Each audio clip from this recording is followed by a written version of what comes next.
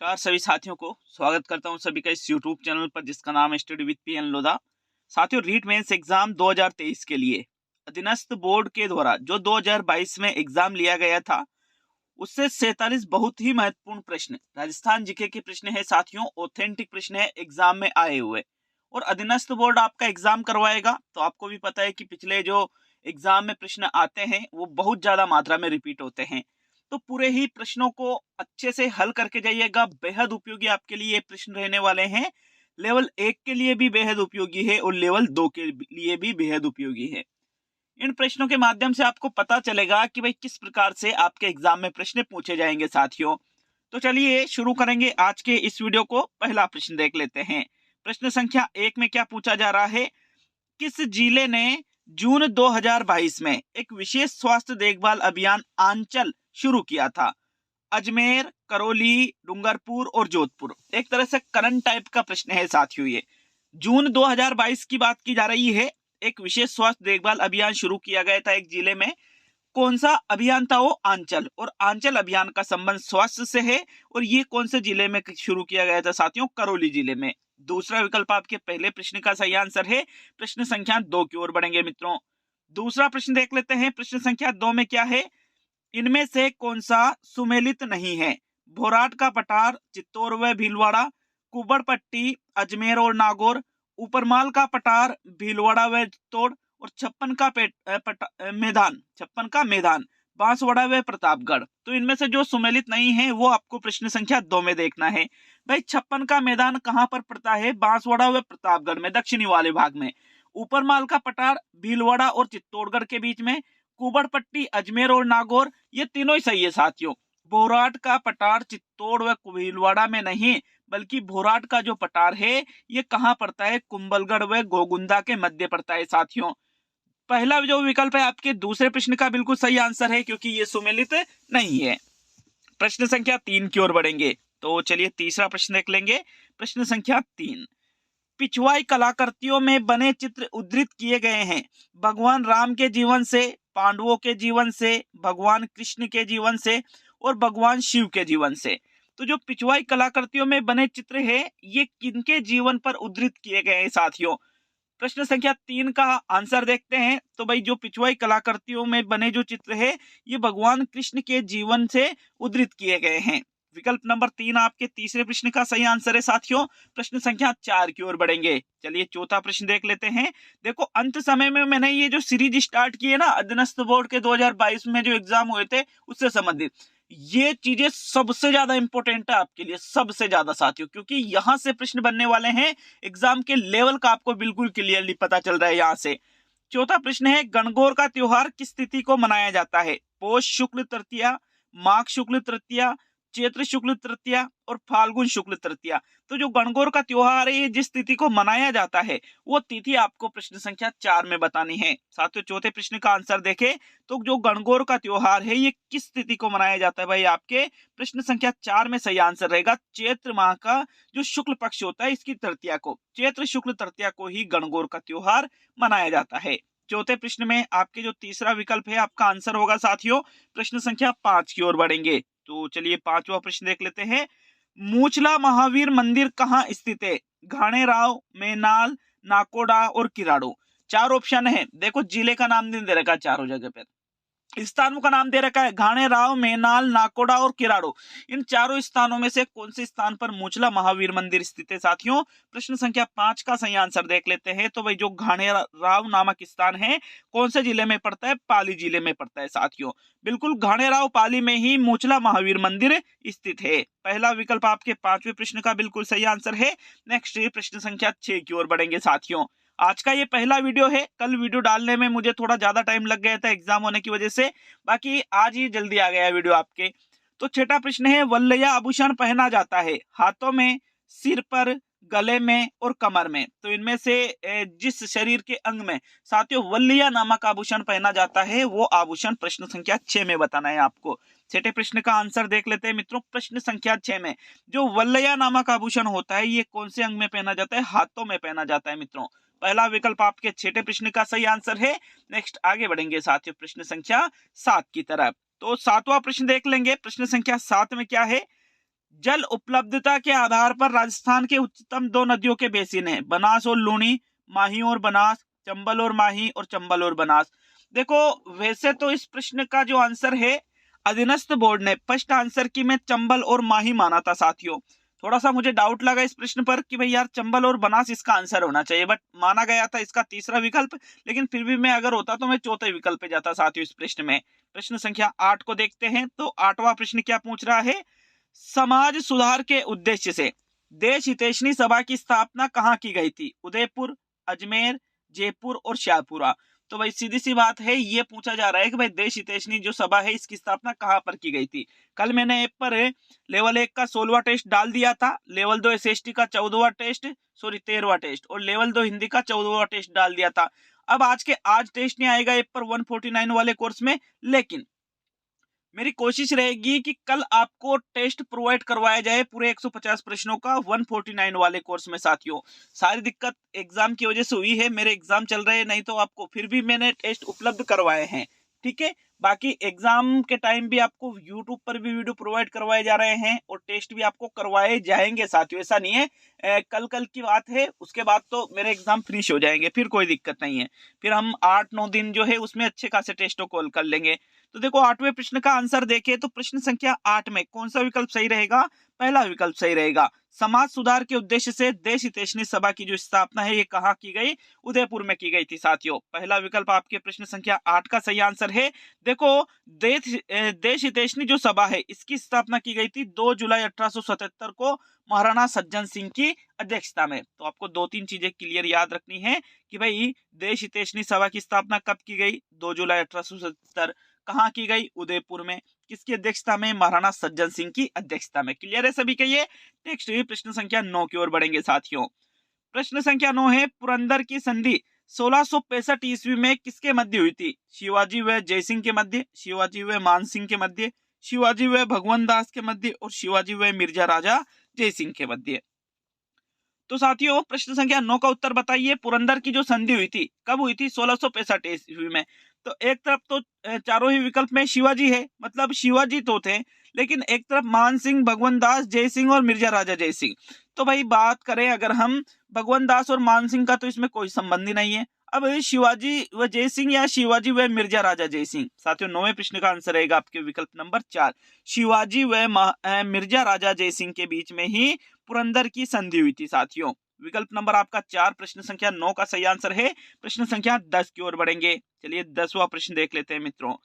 प्रश्न संख्या 10 है, चूरू में धर्म स्तूप को इस रूप में भी जाना जाता है, बिरला मंदिर का घंटाघर, निहाल टावर, लाल घंटाघर और विजय स्तंभ। तो भाई चूरू की बात की जा रही है, आप धौलपुर पे मत चला जाना, ठीक है। प्रश्न संख्या 10 का आंसर देखें तो मित्रों चूरू में धर्म स्तूप को किस रूप में भी जाना जाता है, लाल घंटाघर के रूप में भी इसको जाना जाता है। चूरू की बात है ये, ठीक है। थर्ड विकल्प आपके प्रश्न संख्या 10 का सही आंसर है। नेक्स्ट आगे बढ़ेंगे साथियों प्रश्न संख्या 11 की ओर। तो देखो 11वां प्रश्न जो है क्या पूछ रहा है, इनमें से अलाउद्दीन खिलजी के समय शासक और स्थान सुमेलित नहीं है, चित्तौड़गढ़ का रावल रतन सिंह, रणथंभौर का हम्मीरदेव चौहान, जालोर का कानरदेव और सिवाना का मालदेव। तो जब अलाउद्दीन खिलजी ने आक्रमण किए थे राजपुताना पर साथियों, उस समय चित्तौड़गढ़ के शासक कौन थे, रावल रतन सिंह थे, पद्मिनी वाले, ठीक है। रणथंभौर के शासक कौन थे, हम्मीरदेव चौहान थे। जालोर के शासक उस समय थे कानरदेव, लेकिन सिवाना के शासक मालदेव, यहाँ पर ये गलत दे रखा है साथियों। जो चौथा विकल्प है आपके प्रश्न संख्या 11 का सही आंसर है साथियों। प्रश्न संख्या 12 की ओर बढ़ेंगे। चलिए 12वां प्रश्न देख लेते हैं। प्रश्न संख्या 12 है, राजस्थान में बड़ी तीज का त्योहार मनाया जाता है कब, भाद्रपद कृष्ण तृतीया को, श्रावण कृष्ण तृतीया को, भाद्रपद शुक्ल तृतीया को और चैत्र कृष्ण तृतीया को। तो इनमें से राजस्थान में बड़ी तीज का त्योहार मनाया जाता है वो आपको बताना है प्रश्न संख्या 12 में। साथियों आंसर देख लेते हैं 12वें प्रश्न का कौन सा विकल्प सही रहेगा। तो भाई बड़ी तीज का जो त्योहार होता है साथियों, ये श्रावण के महीने में नहीं होता है, ये भादवे के महीने में आता है। और अगर हम बात करें भादवे महीने में कृष्ण पक्ष में या शुक्ल पक्ष में, तो भाई ये कृष्ण पक्ष में आता है। और राजस्थान में बड़ी तीज का त्योहार जो है ये भाद्रपद कृष्ण तृतीया को मनाया जाता है। पहला विकल्प 12वें प्रश्न का आंसर होगा। प्रश्न संख्या 13 की ओर बढ़ते हैं साथियों। चलिए 13वां प्रश्न देख लेंगे। प्रश्न संख्या 13 है, करौली राज्य ने 1857 के विद्रोह के दौरान किस राज्य की सहायता हेतु अपनी सेना भेजी थी? जोधपुर, जयपुर, मेवाड़ और कोटा। तो साथियों 1857 का जो विद्रोह हुआ था उसमें अगर हम बात करें तो एक राज्य आता है करौली। करौली ने अपनी सेना भेजी, किसकी सहायता के लिए भेजी थी? कोटा राज्य की सहायता के लिए साथियों। कोटा में बहुत भयंकर विद्रोह होता साथियों सन 1857 का। इसमें इस विद्रोह में जो कोटा के महाराजा थे उनको क्रांतिकारियों के द्वारा साथियों बंदी बना लिया गया था कैद में, उसमें अपने किले में ही। और इसके लिए एक करौली राज्य ने साथियों अंग्रेजों के साथ मिलकर के वहां पर एक सेना भेजी थी। तो उसमें फिर कोटा के क्रांतियों को वहां से खदेड़ा और जो वहां का जो राजा था उसको वहां से कैद से मुक्त कराया गया था साथियों। फोर्थ विकल्प आपके 13वें प्रश्न का सही आंसर है। प्रश्न संख्या 14 की ओर बढ़ेंगे। 14वां प्रश्न क्या है? रणमल छंद की रचना किसने की? हेमराज, श्रीधर व्यास, दलपत और नरपति नाथ। इनमें से जिसके द्वारा रणमल छंद की रचना की गई उनका नाम आपको प्रश्न संख्या 14 में बताना है। और आंसर देखें 14वें प्रश्न में तो कौन सा विकल्प सही रहेगा? दूसरा विकल्प आपका आंसर होगा साथियों। श्रीधर व्यास के द्वारा ही रणमल छंद की रचना की गई। सेकंड विकल्प 14वें प्रश्न में सही है। देखो प्रत्येक प्रश्न 1 नंबर का है, प्रश्न को गलत करने पर 1/3 नंबर भी कम किए जाएंगे, इस बात का विशेष ध्यान रखना है। मुझे पता है आप क्या गलती कर रहे हो, मैं आपको अभी बताता हूँ 1 मिनट में। 15वां प्रश्न देखते हैं। देखो हम गलती सबसे बड़ी क्या कर रहे हैं कि हमें क्वेश्चन, ठीक है, 150 में से हमने जो मॉडल पेपर हल किए हैं, मैं यूं नहीं कह रहा हूं कि भाई आपने यहीं पर टेस्ट दिए, आपने किसी अन्य जगह भी टेस्ट दिए होंगे, आपने बुक्स में से भी टेस्ट हल किए होंगे। आप करते क्या हो, 150 में से 140 ठोक देते हो। यार थोड़ा देखा तो करो। 140 क्वेश्चन आप 150 में से 140 कर दोगे माइनस मार्किंग के बावजूद भी? ऐसा नहीं होता है भाई, सब नहीं कर पाते। 100 में से 1 कर दे वो बात अलग है, 99 तो नहीं कर पाएंगे, राइट। 150 में से 140। तो जो क्वेश्चन अपना आते हैं, अगर 150 में से 100 क्वेश्चन आ रहे हैं तो आप 10 और कर दो ज्यादा से ज्यादा। 150 में से 110 क्वेश्चन आ रहे हैं तो 10 और कर लो तो 120 हो जाएंगे। 115 आ रहे हैं तो 10 और कर लो 125 हो जाएंगे। आ तो 100 रहे हैं और कर 140 रहे हैं। भैया वो 40 कितने नीचे ले जाएंगे आपको? 40 में से कितने सही होंगे? तुक्के में सही नहीं होते कभी भी। और माइनस मार्किंग में तो हमेशा होता ही है, लक भी साथ नहीं देता, ये माइनस मार्किंग है भाई। इस चीज का विशेष ध्यान रखना, इस वजह से आपके नंबर कम आते हैं। और एग्जाम में भी आपने अगर यही किया तो सारी की सारी जो तैयारी है वो फिर मजा नहीं आएगा उस चीज का। जितनी तैयारी की थी, जितना नॉलेज था, उतना आपके नंबर नहीं आ पाएंगे। आप खुद के पैरों पे कुल्हाड़ी मार सकते हो इस चीज के लिए, तो विशेष ध्यान रखना माइनस मार्किंग का। 15वां प्रश्न क्या है? इनमें से कौन सा सुमेलित नहीं है? Birla white cement Gotan, Shree cement Beawar, Mangalam cement Modak और जेके सीमेंट निम्बाड़ा। तो मतलब ये जो सीमेंट के कारखाने हैं, कारखानों के नाम दे रखे हैं और कि भाई ये कहां पर स्थित है वो भी दे रखे हैं। तो जो सुमेलित नहीं है वो 15वें प्रश्न में देखना है साथियों। मंगलम सीमेंट का कारखाना मोडक में है, श्री सीमेंट का कारखाना ब्यावर में और जेके सीमेंट का कारखाना निम्बाहेड़ा है। बिरला व्हाइट सीमेंट का कारखाना गोटन में नहीं है बल्कि जोधपुर में है साथियों। तो आपके जो विकल्प नंबर 1 है प्रश्न संख्या 15 का सही आंसर है। 16वें प्रश्न की ओर बढ़ेंगे साथियों। प्रश्न संख्या 16 में क्या पूछ रहा है? इनमें से किसका मूल नाम कोशवर्धन था? शेरगढ़, भानगढ़, मानगढ़, रामगढ़। चारों ही दुर्गों के नाम है ये, शेरगढ़ दुर्ग, मानगढ़ दुर्ग, भानगढ़ दुर्ग और रामगढ़ दुर्ग। अगर हम बात करें तो बहुत अच्छा प्रश्न है। अगर जिस दुर्ग का नाम या किले का नाम कोशवर्धन था मूल रूप से, वो कौन सा है? शेरगढ़ का किला है साथियों। पहला विकल्प 16वें प्रश्न का आंसर होगा। प्रश्न संख्या 17 की ओर बढ़ेंगे। प्रश्न नंबर 17 में क्या है? डूंगरपुर एवं बांसवाड़ा क्षेत्र में बोली जाने वाली बोली है मालवी, वांगड़ी, मारवाड़ी और मेवाड़ी। तो डूंगरपुर बांसवाड़ा में भाई मालवी, वांगड़ी, मारवाड़ी, मेवाड़ी। मारवाड़ी को तो आप हटा सकते हो, मेवाड़ी, वांगड़ी या मालवी, थोड़ा समझ के आंसर देना साथियों। दिए गए विकल्पों के अनुसार सर्वश्रेष्ठ विकल्प कौन सा है? वांगड़ी। बिल्कुल वांगड़ी बोली जाती है डूंगरपुर और बांसवाड़ा के क्षेत्र में। दूसरा विकल्प आपके 17वें प्रश्न का आंसर होगा। प्रश्न संख्या 18 को देख लेते हैं। प्रश्न नंबर 18 है, राजस्थान में राजस्थान पुलिस अकादमी कहाँ स्थित है? अजमेर, जयपुर, जोधपुर और कोटा। राजस्थान पुलिस अकादमी की बात की जा रही है सीधे तौर पर। ये राजस्थान में कहाँ पर स्थित है साथियों? तो राजस्थान पुलिस अकादमी जो है ये जयपुर में स्थित है। दूसरा विकल्प आपके 18वें प्रश्न का सही आंसर है। देखो प्रश्न संख्या 19 की ओर बढ़ेंगे।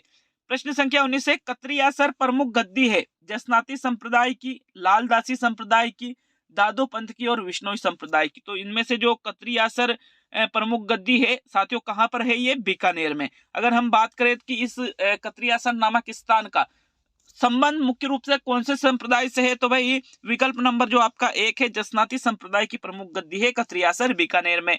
विकल्प 1 आपके 19वें प्रश्न का आंसर होगा। चलिए 20वें प्रश्न की ओर बढ़ेंगे साथियों। प्रश्न नंबर 20 को देख लेते हैं। दधी माता का मेला निम्न में से किस जिले में आयोजित किया जाता है? डूंगरपुर, नागौर, बारा और सवाई माधोपुर। देखो वैसे तो ये फर्स्ट आंसर की जो अधीनस्थ बोर्ड ने डाली थी उसके अनुसार आंसर है, एक दो में चेंजेज हो सकते हैं। हालांकि फर्स्ट आंसर की में दो में तो मैंने खुद ने चेंज किया है कि इसका आंसर ये तो नहीं है, फिर मतलब नॉर्मल इक्वेशन था उनमें चेंज किए साथियों। 20वें प्रश्न का आंसर देखें तो दधिमती माता का जो मेला है इनमें से किस जिले में आयोजित किया जाता है? नागौर जिले में आयोजित किया जाता है। सेकंड विकल्प 20वें प्रश्न का आंसर होगा। 21 को देख लेते हैं। चलिए 21वें प्रश्न की ओर बढ़ेंगे। इनमें से कौन सा जोड़ा गलत है? मंसूरिया साड़ी कोटा, नमदा जोधपुर, संगमरमर की नक्काशी टोक और बादला जयपुर।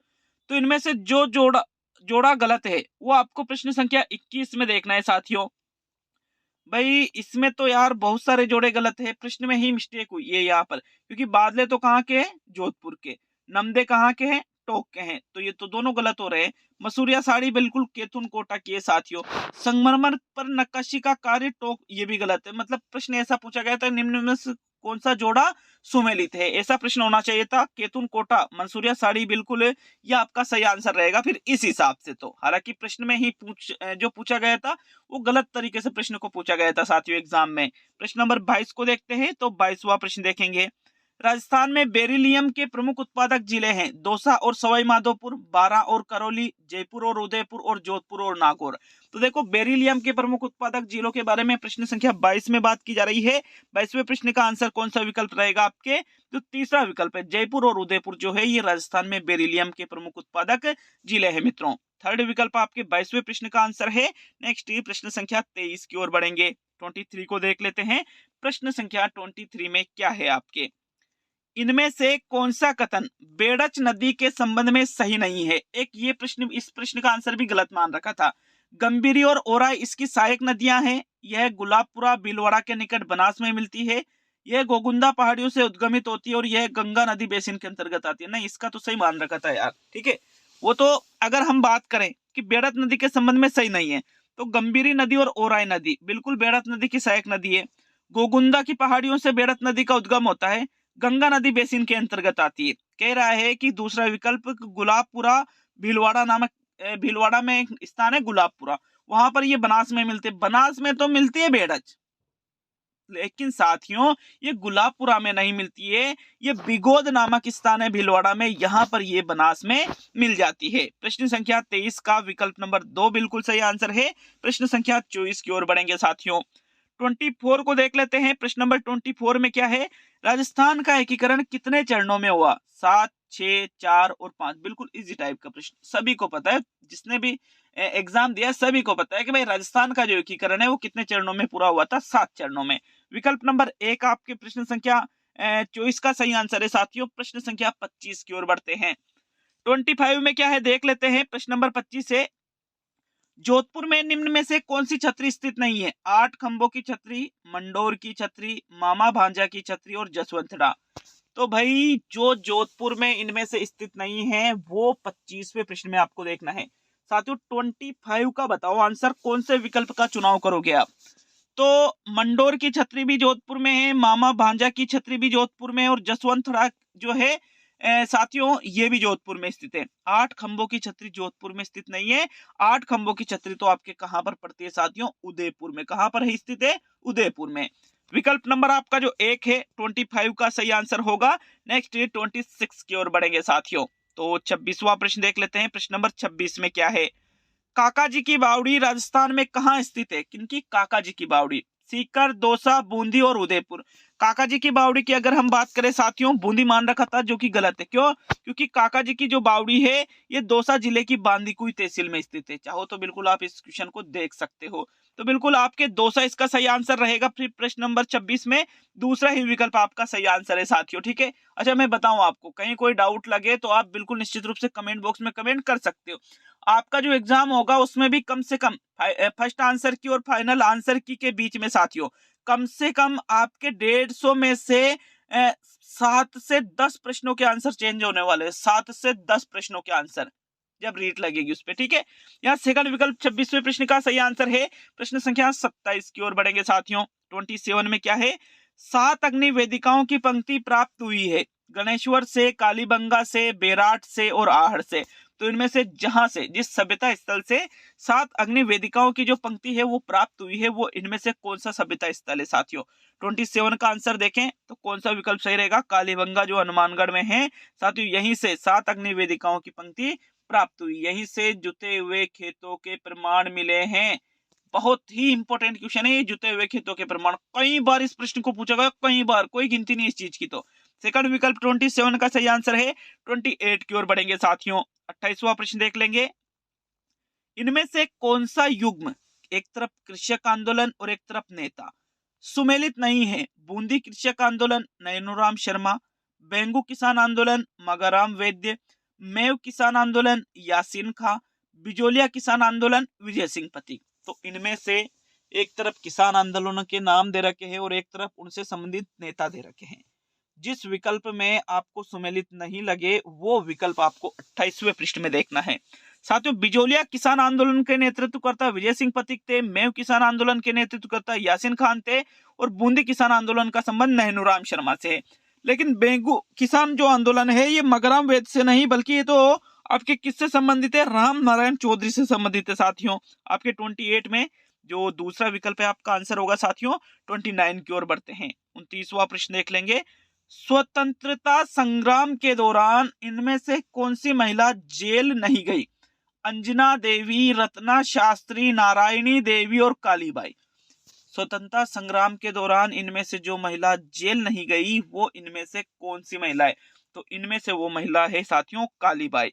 कालीबाई जेल नहीं गई थी, अपने जो गुरुजी थे उनकी जान बचाने के लिए जब पुलिस उनके गुरु को घसीट कर ले जा रही थी साथियों पीछे गाड़ी में बांध के, तो उन्होंने अपने गुरु की जान बचाने के लिए अपने प्राणों का बलिदान दे दिया था अंग्रेजों से लड़ते हुए।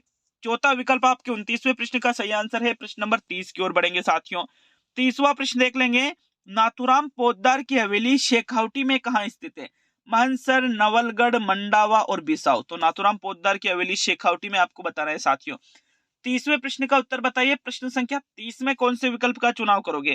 भाई 30वें प्रश्न का आंसर देखें तो नाथुराम पोद्दार की जो हवेली है शेखावटी में, ये कहां पर पड़ती है साथियों, आपके बिसाऊ नामक स्थान पर पड़ती है। बिसाऊ कहां पर है आपके साथियों, झुंझुनू में। बिसाऊ नामक स्थान कहां पड़ता है, झुंझुनू जिले में, और यहीं पर नाथुराम पोद्दार की हवेली स्थित है। तो चौथा विकल्प आपके 30वें प्रश्न का सही आंसर है। प्रश्न संख्या 31 की ओर बढ़ेंगे साथियों। 31 को देख लेते हैं। प्रश्न नंबर 31 है, सूफी संत मिट्टे शाह की दरगाह इनमें से किस दुर्ग में स्थित है। कुंभलगढ़ दुर्ग में, गागरोन दुर्ग में, नाहरगढ़ दुर्ग में या चित्तौड़गढ़ दुर्ग में। तो सूफी संत की बात की जा रही है मिट्टी शाह की। साथ ही उनकी दरगाह के बारे में आपसे 31 में पूछा गया है।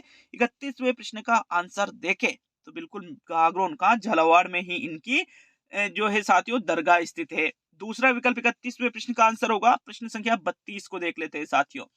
32 में क्या है देखते हैं आपके, महाराणा सांगा ने किस युद्ध में बाबर की सेना को हराया था। बयाना के युद्ध में, घाघरा की लड़ाई में, पानीपत प्रथम की लड़ाई में और खानवा की लड़ाई में। तो भाई जो महाराणा सांगा और बाबर की सेना के बीच में युद्ध हुआ था साथियों, तो एक बार तो महाराणा सांगा ने बाबर को हरा दिया था, दूसरी बार कुछ कमियों की वजह से, विश्वासघात के कारण, इन कारणों से साथियों महाराणा सांगा को हार का सामना करना पड़ा था। तो भाई हराया तो किसमें था, बयाना में, और हार का सामना किसमें किया, खानवा में। विकल्प नंबर 1 आपके 32वें प्रश्न का आंसर होगा। प्रश्न संख्या 33 को देख लेते हैं। 33 में क्या है साथियों आपके, कोलू गांव किस लोक देवता से संबंधित है। देवनारायण जी से, तल्लीनाथ जी से, रामदेव जी से या पाबू जी से। तो भाई कोलू गांव की बात की जा रही है। कोलू गांव की अगर हम बात करें तो इनका संबंध, कोलू गांव का संबंध कौन से लोक देवता से, पाबू जी से है साथियों। फोर्थ विकल्प 33 का आंसर है। 34 की तरफ बढ़ेंगे मित्रों। 34वां प्रश्न देख लेते हैं। प्रश्न संख्या 34, राजस्थान में दूसरी बार राष्ट्रपति शासन लागू किया गया था। 80 में, 92 में, 77 या 67। दूसरी बार राष्ट्रपति शासन, राजस्थान की बात है साथियों, कब लागू किया गया था। प्रश्न संख्या 34 का आंसर बताओ। 34 का आंसर देखें तो राजस्थान में दूसरी बार जो राष्ट्रपति शासन लागू किया गया था, ये कब किया गया था साथियों। 34वें प्रश्न का आंसर रहेगा आपके विकल्प नंबर 3, 1977 में। थर्ड विकल्प आपके 34वें प्रश्न का आंसर होगा। प्रश्न संख्या 35 को देख लेते हैं साथियों। 35 है आपके, दत्तानी के युद्ध के समय सिरोही का शासक कौन था। महाराव सुल्तान, महाराव विजय सिंह, अमर सिंह राठौड़ या राव करण सिंह। तो दत्तानी का जो युद्ध हुआ था इस समय, सिरोही के शासक का नाम आपको 35वें प्रश्न में बताना है। साथियों 35 का आंसर बताइएगा, कौन से विकल्प का चुनाव करोगे आप। तो 35वें प्रश्न का आंसर देख लेते हैं भाई। दत्तानी के युद्ध के समय सिरोही के शासक कौन थे? महाराव सुल्तान थे साथियों। पहला विकल्प 35वें प्रश्न का आंसर है। 36 को देख लेते हैं मित्रों। 36वें प्रश्न में क्या है? राजस्थान में गोपीचंद गुफा कहाँ स्थित है? माउंट आबू, झालावाड़, जयपुर या टोंक? किनकी गुफा की बात की जा रही है? गोपीचंद की गुफा की बात की जा रही है साथियों। और राजस्थान में गोपीचंद की जो गुफा है ये माउंट आबू में स्थित है। माउंट आबू सिरोही में साथियों। बिल्कुल पहला विकल्प आपके 36 का सही उत्तर है। नेक्स्ट 37 की ओर बढ़ेंगे साथियों। तो 37वां प्रश्न देख लेते हैं। राजस्थान का पहला भालू अभ्यारण्य है ताल चापर, बंद बारेटा, सुंदा माता और कनक सागर। इनमें से राजस्थान का पहला भालू अभ्यारण्य कौन सा है? भालू अभ्यारण्य के बारे में बात करनी है, पहला होना चाहिए, ठीक है। 37 का आंसर देखें, कौन से विकल्प का चुनाव करोगे 37वें प्रश्न में? तो भाई जो सुंदा माता अभ्यारण्य जो जालोर में पड़ता है, बिल्कुल यही राजस्थान का पहला भालू अभ्यारण्य है साथियों। 37वें प्रश्न का जो तीसरा विकल्प है बिल्कुल आपका सही आंसर होगा। प्रश्न संख्या 38 को देख लेते हैं मित्रों। 38वां प्रश्न देखेंगे। अगर वीडियो अच्छा लगे वीडियो को लाइक शेयर भी आप कर सकते हो साथियों। 38वां प्रश्न है। 30 मार्च 1949 को वृहत राजस्थान का उद्घाटन किसने किया था? वीपी मेनन, सरदार वल्लभ भाई पटेल, एनवी गोडगिल और जवाहरलाल नेहरू। तो 30 मार्च 1949 को वृहत राजस्थान का उद्घाटन इनमें से जिनके द्वारा किया गया था उनका नाम आपको प्रश्न नंबर 38 में बताना है साथियों। 38 का आंसर देखें तो 38वें प्रश्न का कौन सा विकल्प आपका सही रहेगा? जो दूसरा विकल्प है सरदार वल्लभ भाई पटेल, बिल्कुल इनके द्वारा ही 30 मार्च 1949 को वृहत राजस्थान का उद्घाटन किया गया था। कहां पर? सिटी पैलेस जयपुर में। ये भी याद रखना है, कहां पर उद्घाटन किया था? सिटी पैलेस जयपुर में। कब? 30 मार्च 1949 को। किसका उद्घाटन? वृहत राजस्थान का। किसने किया? सरदार वल्लभ भाई पटेल ने। क्लियर है सभी के ये? 39वें प्रश्न की ओर बढ़ेंगे साथियों। 39 को देखते हैं। चित्तौड़गढ़ दुर्ग के संस्थापक कौन थे? महाराजा राय सिंह, जयंत चौहान, चित्रांगद मौर्य और सवाई जय सिंह। इनमें से चित्तौड़गढ़ दुर्ग के संस्थापक मतलब चित्तौड़गढ़ दुर्ग की स्थापना इनमें से किसके द्वारा की गई थी साथियों? 39 का आंसर बताओ भाई। 39 में कौन से विकल्प का चुनाव करोगे? तो आंसर देखें, चित्तौड़गढ़ दुर्ग के जो संस्थापक थे इनमें से कौन थे साथियों? चित्रांगद मौर्य या चित्रांगद मौर्य भी आपको देखने को मिल जाएगा इसमें। थर्ड विकल्प आपके 39वें प्रश्न का आंसर होगा। नेक्स्ट प्रश्न संख्या 40 की ओर बढ़ेंगे। चलिए 40वां प्रश्न देख लेंगे। इनमें से कौन सा किला मरुस्थलीय किले की श्रेणी में आता है? प्रश्न को समझ रहे हो? मेहरानगढ़ किला, गागरोन किला, जूनागढ़ किला और नाहरगढ़ किला। जो किला मरुस्थलीय किलों की श्रेणी में आता है, मरुस्थलीय किले की श्रेणी में, उस किले का चुनाव आपको प्रश्न संख्या 40 में करना है साथियों। 40वें प्रश्न का आंसर देखें। गागरोन तो आएगा नहीं, जल दुर्ग है झालावाड़ में, इधर तो आपके मरुस्थल है ही नहीं। मेहरानगढ़, जूनागढ़, नाहरगढ़, कौन सा विकल्प चुनोगे 40वें प्रश्न में? तो भाई इनमें से जो जूनागढ़ किला है साथियों ये पूर्णतः मरुस्थलीय किले की श्रेणी में आता है। थर्ड विकल्प आपके प्रश्न संख्या 40 का बिल्कुल सही आंसर है। प्रश्न संख्या 41 की ओर बढ़ेंगे। 41 में क्या है देखते हैं। इनमें से किसे मारवाड़ का ताजमहल कहा जाता है? लालगढ़ महल, जसवंतड़ा, जग मंदिर और बड़ा बाग। तो साथियों इनमें से जिसे मारवाड़ का ताजमहल कहते हैं, किसका? मारवाड़ का। साथियों मारवाड़ का ताजमहल किसको कहा जाता है? जो जसवंत तड़ाग कहां पर स्थित है? ये आपके जोधपुर में स्थित है साथियों। बिल्कुल इसी को मारवाड़ का ताजमहल के नाम से जाना जाता है। सेकंड विकल्प 41वें प्रश्न का आंसर होगा। 42वें प्रश्न की ओर बढ़ेंगे साथियों। 42 को देख लेते हैं। इनमें से कौन सा सही सुमेलित नहीं है? वीर तेजाजी पशु मेला परबत्सर, मल्लीनाथ पशु मेला तिलवाड़ा, जसवंत पशु मेला करौली या गोमती सागर पशु मेला झालावाड़। तो इनमें से जो सही सुमेलित नहीं है उसका चयन आपको प्रश्न संख्या 42 में करना है। आंसर देखो भाई। वीर तेजाजी पशु मेले का आयोजन कहाँ किया जाता है? परबत्सर नागौर में। मल्लीनाथ पशु मेला कहाँ लगता है? तिलवाड़ा में। लेकिन जसवंत पशु मेला करौली में नहीं लगता। जसवंत पशु मेला कहाँ लगता है? भरतपुर में लगता है साथियों। थर्ड विकल्प आपके प्रश्न संख्या जो 42 है इसका सही आंसर है। और गोमती सागर पशु मेला कहाँ लगता है? झालावाड़। ये तीनों तो सही है। ये जो तीसरा विकल्प है 42 में, ये क्या है? गलत है। तो ये आपका आंसर होगा 42 का। 43 की ओर बढ़ेंगे मित्रों। 43वां प्रश्न देखेंगे। दिसंबर 1817 में अंग्रेजों के साथ संधि के समय कोटा के महाराव कौन थे? उम्मेद सिंह प्रथम, राम सिंह द्वितीय, किशोर सिंह या राम सिंह प्रथम। देखो दिसंबर 1817 की बात है, अंग्रेजों के साथ संधि के समय कोटा के जो महाराव थे वो 43 में देखना है। और कोटा के महाराव उस समय कौन थे? अंग्रेजों के साथ जिस समय संधि की थी 1817 में, दिसंबर 1817 में। तो साथियों विकल्प नंबर जो आपका 1 पहला विकल्प है, उम्मेद सिंह प्रथम कोटा के महाराजा थे उस समय। प्रथम विकल्प 43वें प्रश्न का आंसर होगा। प्रश्न संख्या 44 की ओर बढ़ेंगे साथियों। तो 44 को देख लेते हैं। 44 सुमेलित कीजिए। एक तरफ नृत्य है जैसे चरी नृत्य, रणबाजा नृत्य, शंकरिया नृत्य और चक्री नृत्य। एक तरफ है कि भाई ये कालबेलिया है, मेव है, गुर्जर है, कंजर है, जातियों के नाम है, ठीक है। अब इनको आपको सुमेलित करना है और फिर यहाँ पर ये जो विकल्प दिए गए हैं कि भाई एक सेकंड छोटा कर लेते हैं प्रश्न को ताकि क्लियर रहे। ये जो विकल्प दिए गए हैं फिर कि भाई पहला बी सी डी, ये चारों विकल्प है कि ए में 4, बी में 2, सी में 1, डी में 3। ए में 3, बी में 2, सी में 1, डी में 4। ए में 1, बी में 2, सी में 3 और डी में 4। और ए में 2, बी में 3, सी में 1 और डी में 4। इस प्रकार से आपको देखना है। तो 44 का आंसर देखे साथियों, कौन सा विकल्प आपका सही रहेगा 44वें प्रश्न में? जो दूसरा विकल्प है ये बिल्कुल सही आंसर है, क्योंकि चरी नृत्य का संबंध किस जनजाति से है साथियों? किस जाति से है? गुर्जर। फिर बी में आपका आंसर रहेगा 2, रणबाजा नृत्य का संबंध मेव से है। सी में आपका आंसर रहेगा शंकरिया नृत्य का संबंध कालबेलिया से है। और चक्री नृत्य का संबंध कंजर जाति से है।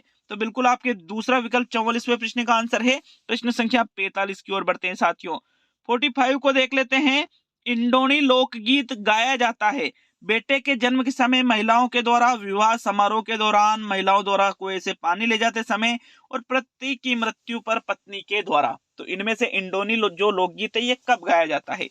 45वें प्रश्न का आंसर देख लेते हैं साथियों। इंडोनी लोकगीत जो है ये महिलाओं के द्वारा कुएं से पानी ले जाते समय गाया जाने वाला एक लोकगीत है। थर्ड विकल्प आपके प्रश्न नंबर 45 का सही आंसर है। 46 की ओर बढ़ेंगे। सेकंड लास्ट प्रश्न है। टोटल 47 प्रश्नों की यहाँ पर सीरीज थी ये। तो 46वां प्रश्न देख लेते हैं। मारवाड़ में दामनी क्या है? एक राजस्व कर है, एक प्रकार का आभूषण है, ओढ़नी का एक प्रकार है और एक सरकारी योजना है। तो साथियों मारवाड़ में दामनी के बारे में आपको प्रश्न संख्या 46 में बताना है। 46 का आंसर देखते हैं। तो भाई दामनी क्या है? एक ओढ़नी का प्रकार है साथियों। थर्ड विकल्प 46वें प्रश्न का आंसर होगा। प्रश्न संख्या 47 अंतिम प्रश्न की ओर बढ़ेंगे साथियों। बिल्कुल ईमानदारी से कमेंट करना कितने प्रश्न सही हुए। जिस तरह से प्रश्नों को लाया जा रहा है, क्या अगर आपको अच्छा लगे तो लाइक और शेयर भी जरूर करके जाइएगा साथियों। अंतिम और 46वां प्रश्न। 1921 ईस्वी में भवानी नाट्यशाला कहाँ स्थापित की गई? झालावाड़, जयपुर, जैसलमेर या अजमेर? 1921 ईस्वी में साथियों भवानी नाट्यशाला की स्थापना झालावाड़ में की गई थी साथियों। विकल्प आपके एक जो है प्रश्न संख्या 47 का बिल्कुल सही उत्तर है। तो आज का ये वीडियो कंप्लीट होता है। पहला वीडियो था आज का ये, और आज का दूसरा भी वीडियो आएगा और तीसरा भी वीडियो आएगा साथियों। ठीक है, मिलते हैं जल्दी अगले वीडियो में। बहुत बहुत धन्यवाद सभी का।